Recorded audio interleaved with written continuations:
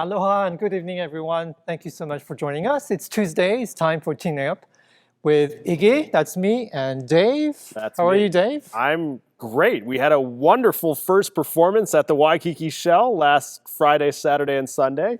If you weren't there, it's because you weren't a seasoned subscriber, and we haven't yet sold individual tickets, so maybe this is your week. That's right. And Maestro Rei Hotoda, always good to have you here. It's wonderful to be here. I'm thrilled to be in Hawaii and share some great music with our audiences. So today is one of my favorite shows because we have the future in front of us. And I remember her when she was, in 8th grade to the Big Island doing a summer camp. We have a very special cellist with us tonight, Mira Hu. Thank you so much for joining us. Thank you for inviting me here. You have grown so well as a cellist, as a person. It's just hard to believe that it was just yesterday that, it feels like it was just yesterday when you were 5 years younger and still not even in high school yet. So tell us, one very interesting and funny piece of trivia is that you have performed with the conductor that Rei here knows very well. Can you tell us about it? Yeah, I believe it was last year. I performed with the Fresno Philharmonic, and really, it's your husband. Yes. Yeah. So you got to perform with my husband, and I get to conduct with you and the Hawaii Symphony Orchestra this week with the Schumann Cello Concerto. So I'm really, really excited to work with you. Me too. Thank you so much. It's Ray? like we planned this. Yes, Yeah. Rei, let me ask you. Okay. Is there a soloist who has performed with both you and your husband, Brian, or is Mira the first one? Oh my gosh, Mira's the first. Really? She's the first. Yes, yes. I'm very honored to be the first. Well, you see, there's a great future for her already. And Dave, this will be actually the first time you get to hear the wonderful talent in Hawaii. Yes, last week was clearly the first time I heard the full orchestra, and this will be the first time that we will have one of our hōkū ōpio Young Stars winners on the program. This is something that the Symphony ran to kind of revive the youth talent pool, as it used to be called. It's been about a decade since that occurred, and this opportunity came to us with a wonderful sponsorship by our friends at the Hawaii Youth Symphony. So thank you to the board and the team and all the musicians and the teachers over at the Youth Symphony for making this possible for the symphony. I have to ask, are you more nervous to be on this wonderful televised show with Iggy or to be performing on the stage with the orchestra this Friday? I think I'm more nervous right now. Every week, yes, I feel it. Yeah. Dave, the credit should go to you for resurrecting the hōkū ōpio, or formerly known as the Youth Talent Pool. I have to say it's our associates, the associates of the Hawaii Symphony Orchestra. This is something that I think since my first associates meeting, they said we need to revive this program. We need to revive this opportunity. So the credit goes to our associates and the judges, all of whom are still anonymous. We're protecting their identity. And to This the protection program. Yes, absolutely. And to our conductor, Rei, for agreeing to have this opportunity for our young musicians on the stage at the Waikiki Show. So, Mira, under normal circumstances, you would have performed your concerto as a senior in your high school at Punahou with the school's orchestra. Yeah. And so it's, I guess, a small consolation prize to not perform with the Pune Orchestra, but the Hawaii Symphony. Yeah, it is. I was kind of bummed out that, I didn't get the chance to perform with my school orchestra. I was looking up for that. I think freshman year, I have this goal, I'm going to practice really hard so I could play with my school. But I'm kind of glad this came around. Yeah. Very good. I understand your teacher was also a recipient of the Youth Talent Pool when in Yes, years past. Nancy Masaki was also a winner of the Youth Talent Pool. So you follow in some very prestigious footsteps, I suppose. Yeah. So can I ask this question, because I feel like it's a shorter time period. The question I always get to ask first on the show is, take us back to the beginning. The beginning. The beginning, wherever you would like the beginning to be. Life as a cellist, high school, breakfast this morning. Okay. Maybe I'll start with how I began music. I would first have to thank my grandmother. She was a piano teacher, so she really introduced me to the music world. And I began piano at around 4. And, I moved from Japan to Hawaii. And when I moved here, I thought, I wanted to play a new instrument. And, I saw someone playing the cello and I fell in love with it. And I was able to convince my mom to let me play.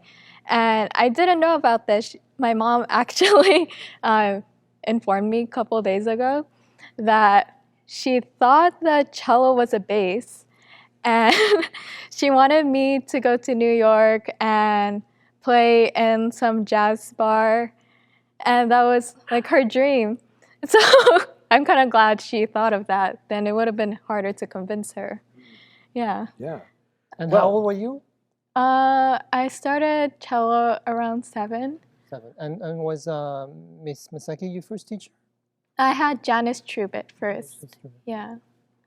Cellos can play in jazz bars as well, so there still might be a future for you in that. So, yeah, absolutely. Can I ask about carrying the cello around? Do you when you go through the airport? Is everybody well, what's that? Do you wish you played the flute? I do all the time. Yeah. Do you have a witty response for them? They always tell me do you have to check that in? That won't fit in. I said, I have a ticket for it, and then they laugh. They're like, why do you have a ticket for ukulele? And I'm like, oh, this is a cello. But it's kind of awkward, but. Yeah. It is very awkward. Ray, I hear that Arturo Benedetti Michelangeli would travel with his piano in Europe. Do you sometimes, as an accomplished pianist yourself, do you sometimes wish that you could have your own piano with you all the time? No, not really. That would be much harder to travel than with a cello. But I think, first of all, an instrument is, you're part of you, right? Your cello is a part of you. And pianos are all different, every single one. So yes, I love my piano at home. It's my first baby, but I have a Steinway B at home, but no, I would rather not have to travel with it. Now, so your husband told you about Mira. So what did Brian, your husband, tell you about Mira? Okay, so he said that you were extremely easy to work with, very prepared, and such a joy to perform with. So I'm really looking forward to this concert this week. And the Schumann Cello Concerto is really so beautiful and passionate, and I'm really looking forward to hearing your interpretation of this piece this week. And Mira, I did hear you talk about it. You actually know a lot of things, much more than I do. Tell us about the piece that you're going to perform, the Schumann Cello Concerto.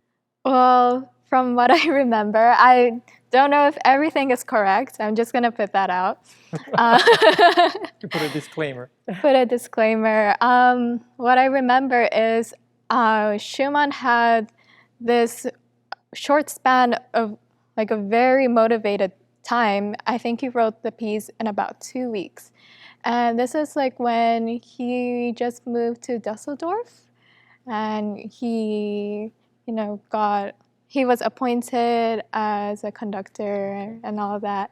And yeah, that's pretty much all I remember. Now, for violin, so Schumann did write a couple sonatas and the violin concerto, but for us, Schumann's music is very beautiful, but it doesn't fit the violin very well. So that is the reason why his violin concerto is hardly played. One of his sonatas is played often, but the other one is not. Can you tell us from a technical standpoint, like for instance, on the violin, we feel more comfortable in first, third, and fifth position, but a lot of Schumann is like second and fourth position. So, Dave's making a face because on the viola, you don't go past third position. You have two positions, first and emergency. Oh. But so the Schumann cello concerto, does it fit in some idiomatically speaking, does it fit the playing nicely? I have to be honest, not really. It's very difficult technically. Okay. I would be really happy if it's all in first position. I'll feel more secure. But it goes all over the place on the cello, and even like hours of practicing like the same passage, sometimes I still don't feel comfortable. It's really hard for me. Well, and also Schumann was a pianist, right? And he was the one who would tie up his third and fourth finger where he actually had to cut a tendon so that he could play his trills faster. So he was a manic, very crazy, right? Yeah, yes, he was. And so I find that even this cello concerto, there are passages where it's very pianistic. They're just arpeggios going up and down, but on the cello is just incredibly difficult. And the other thing about this cello concerto is that it sounds easy, right? But it's really not. Yeah. So she's going to be working very hard this week to produce this gorgeous, gorgeous performance. But, just know in the background that there's a struggle to it. But that's part of Schumann, right? It's the struggle and the angst. And Mira, you were saying as a freshman, you were already thinking about your concerto. Did you think of this Schumann concerto as a freshman, or did it come later? It came around last year, right before, when I was getting ready for my college auditions. This was one of my pieces that I played for them, so around that time. So in terms of timing, how long do you prepare a piece before you perform it in recitals or performing for auditions for college entrances and so forth like that? How long did you stay on it? Usually for my first performance, it's in the beginning of the first couple of months.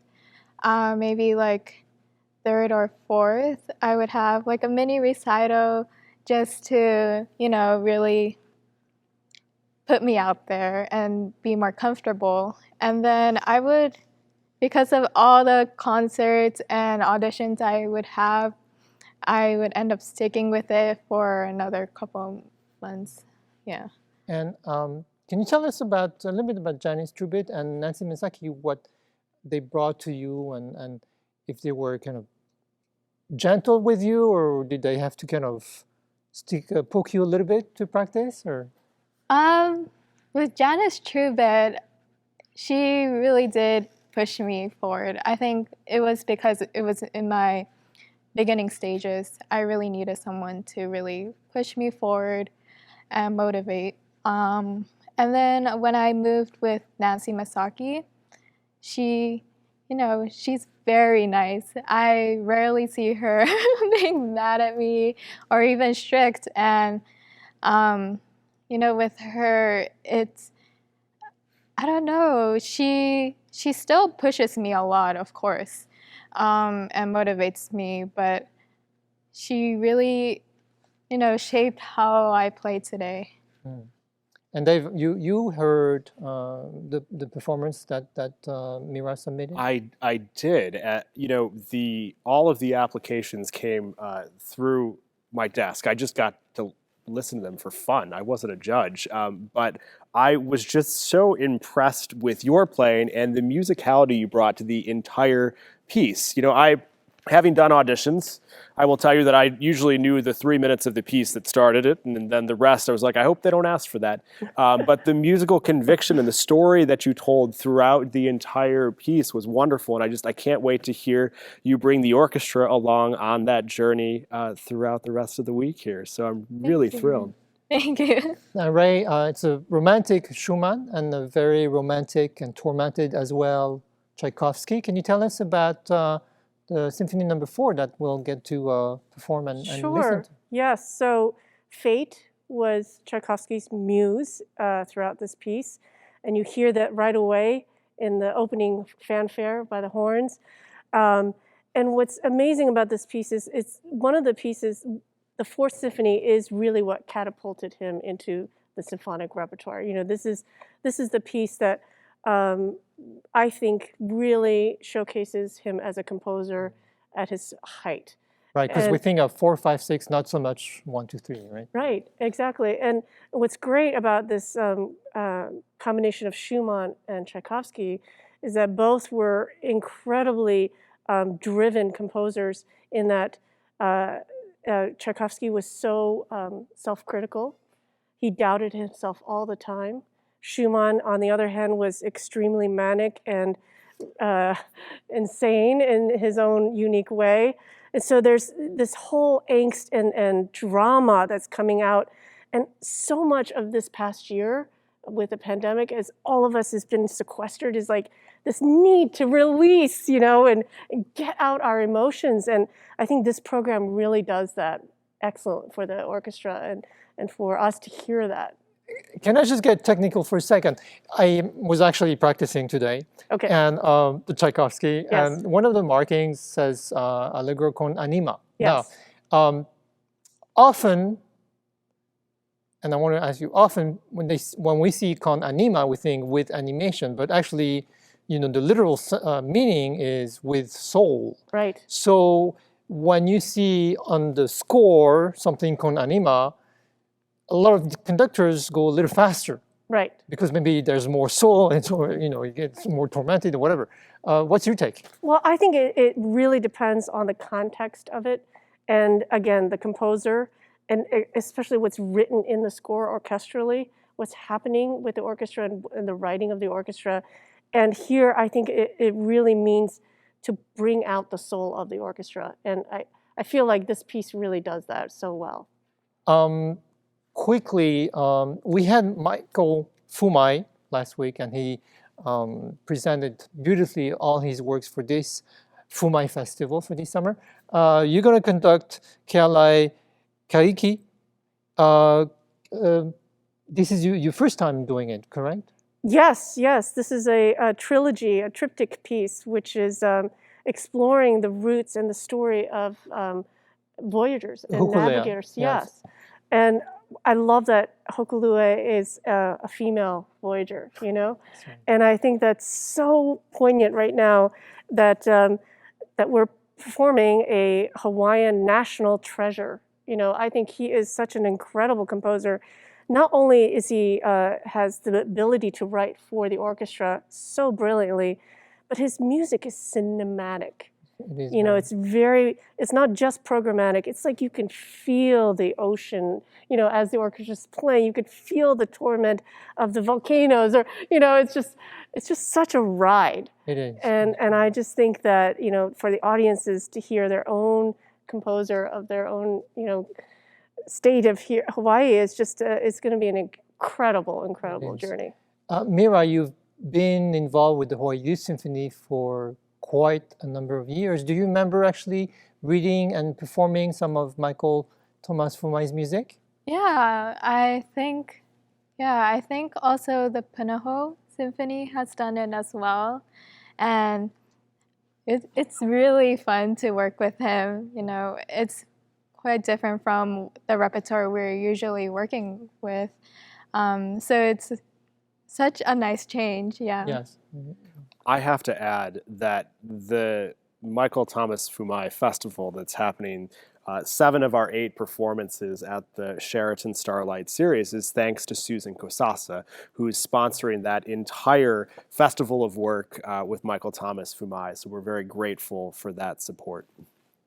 Very good. Mira, we talked about, kind of the manic Schumann, the tormented Tchaikovsky, and you going into music.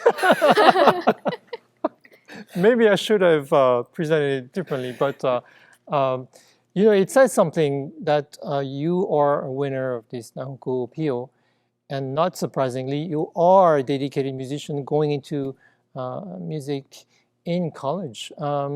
When, over the last few years, did you decide that you were going to go majoring in music? I think it would have to be my sophomore year when I attended a summer festival, I believe in Indiana. And I just realized that, many people actually warned me before going. They said it's going to be very rigorous, and they were like, do you think you could handle it? But I enjoyed every single moment, and I just wanted that to be like part of my daily life. And that's when I knew I wanted to do music. And go ahead, Dave. Ray, when did that come for you? Oh, gosh. I started playing the piano when I was 3 years old. Mm-hmm. And my mother was a music teacher, so she taught me. So I don't even remember reading music. Like, I don't consciously remember how I learned how to read music. And so music has been a part of me, like a limb, like my arm, my legs. So I can't even imagine life without music. I think early on, I think it was in 6th grade, I wanted to be a professional ice skater. I thought, okay, I'm going to be the next Christy Yamaguchi or something, And so my mother said, who are you? You're going to have to decide, music or ice skating? And I said, ice skating, of course, because I had music all of my life. And so my mother said, nope, you're going to be a musician. So I continued, as a pianist for many, many years. But I think it takes a lot of dedication, and I think you have it, obviously. Thank you. Yeah, I think it's wonderful. High school. So I almost dropped out of high school, or more or less. What are some of the vivid memories from high school that you'll, remember for the rest of your life? Things that stick out, whether it's music or not. I think it's really the community itself. Being around people with different interests really inspired me to pursue what I want to do. I've never seen so many people with different passion, and I think that would really stick with me from high school. Dave, any memories from high school? I do have a few memories from high school. Yes, most of them weren't around music, though. Could I jump off that question, because was the answer he was looking for? Well, my quartet coach. No, actually, unfortunately, I have not had the chance to coach Mira at her school. Maybe at a summer camp, I did hear you a couple times. Yes. I thought, were you going to ask about the prom? Or what is the big deal? I'm sorry, but I didn't grow up in the U.S., right? So the prom is, is not a big deal. But, to a lot of my students, the prom is a big deal. But I don't know. I don't know what the big fuss is about. Well, Mira? You missed your prom, didn't you? I did. We had, it was renamed Senior Dinner. It's very awkward. Like a senior citizen dinner? Yeah. Plenty more of those in the future, yes. Oh, that's too bad. But is that something that you would have liked? What happens if you don't have a date? What happens is, I'm sorry, and let me cross the line. What happens if, I think of boy-girl, but what if you just want to be boy-boy and girl-girl? Is that, are the schools accepting of that, or is there a policy? Or, this is 2021 after all, right? Yeah, it's totally accepting. There's a lot of people who actually bring their friends too, from whatever grade. I know people seniors bringing as young as sophomores to prom, but they're all friends. And I don't think people make too big of a deal out of Who's Your Date, more as I think people just want to have fun. Great. Sorry, I was just, I was just curious. And there's no one else that we've had the last 37 episodes I could have asked. He's been dying to ask this question for 38 episodes now, so we could retire the series. So I'm sorry, one more thing. When you work on your concerto and you have, usually you have a pianist, right? And then in your case, you've had the chance to perform with orchestra on the Big Island. Did you find differences that you didn't expect to find between like playing your piece with the piano as opposed to playing with an orchestra and the conductor? I mean, what were some of the adjustments that you had to make? Well, first of all, I didn't know how much I had to project my sound.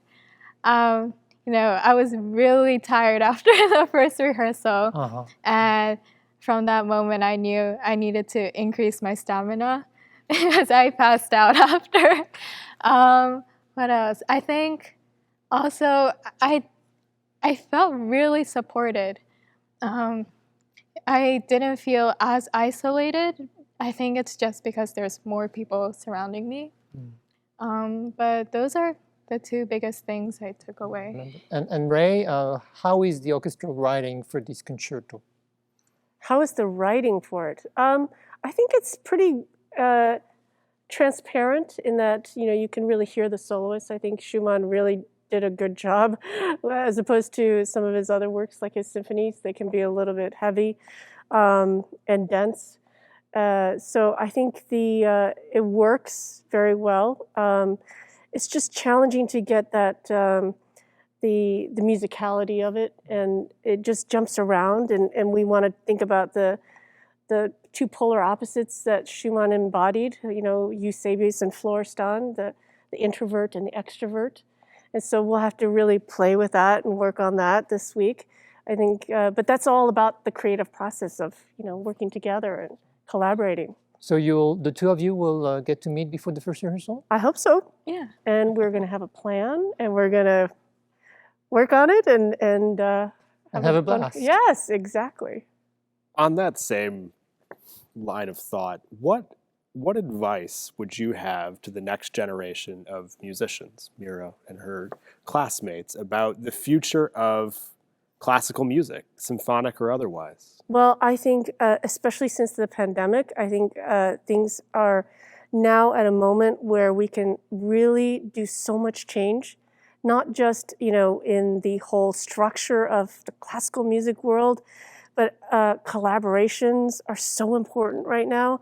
And especially for you going into music, it's not just about playing the cello. I really think that it's important to look at so many different aspects of who you are as a musician, as a person, and really have fun with all those different things. Not just practicing, but maybe you're interested in teaching, or maybe you're interested in mentoring, or, there's so many things that young people can do now, and all of us can do. I think we've learned so much from, not being able to perform last year, that I'm just bursting with ideas. And I really encourage everyone to just go for it. It's not been done? Great. Let's do it, So that's what I suggest. And Mira is young, so you can learn things a lot quicker than myself. Oh, come on, Iggy. But it's true. You're young. Well, anyway, Dave. I'm so grateful to have you both as guests, Rei. It's been wonderful to have you in town with the Symphony, and I'm looking forward to your next visit, as well as the performances this weekend. Come hear the performance at the Waikiki Shell if there's tickets still available. Head on over to myhso.org and see what's left. I think with Mira on the roster here, it's going to be a sellout for sure. So hurry on over there. Iggy. Wonderful to have our future with us. Yeah. Mira, thank you so much for joining us. Thank you for inviting me. Please join us next week for another episode of Tuning Up on Tuesdays at 7:30 p.m. With Iggy and his supporting actor, Dave. And thanks, as always, for your support. Have a good night.